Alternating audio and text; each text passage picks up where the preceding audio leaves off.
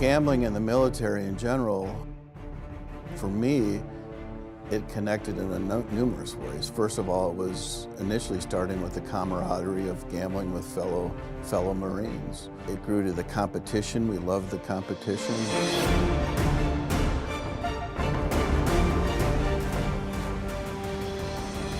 Most people, serving in the military, as well as treatment, mental health, substance use, primary care providers, don't understand the risks of gambling. It's so normalized, it's discounted.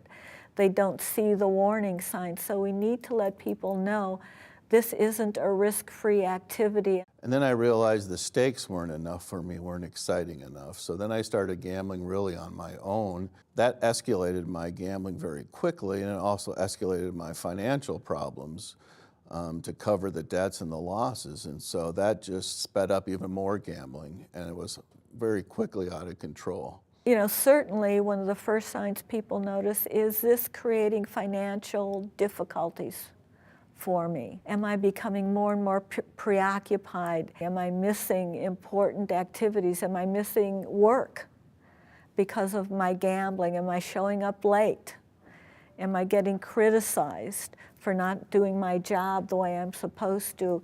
Is it becoming more solitary? Am I lying to cover up either for my gambling losses, the time I'm gambling? Is it becoming more secretive?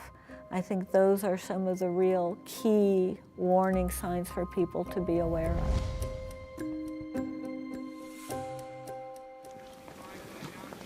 To the gambler or to the veteran or that active duty military member that may be having a problem with their gambling, the hardest yet most courageous thing you can do is ask for help.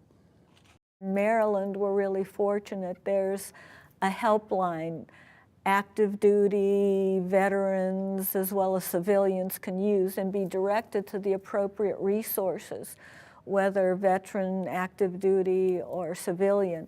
1-800-GAMBLER, an easy to remember helpline that you can call, and you'll be connected with folks who really understand what this disorder is about, whether you're the person who has a gambling disorder, you're worried about whether you're heading in that direction, or you're a family member concerned about a loved one, or you have somebody in your command you're worried about. Anybody can call the helpline and be directed to the most appropriate resources. When I started listening to these stories, that I wasn't alone. And it started me on a track of looking at things differently. Yeah, I probably cried for 25 minutes sharing my story because it was the first time that I could tell a story that other people could understand and not judge me on.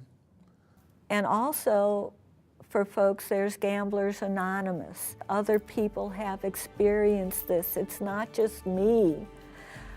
But there are people who can understand, who've been there, done the things I've done, and now they're living really quality lives, and they're good people who've been able to get past the things they've done in support of their gambling.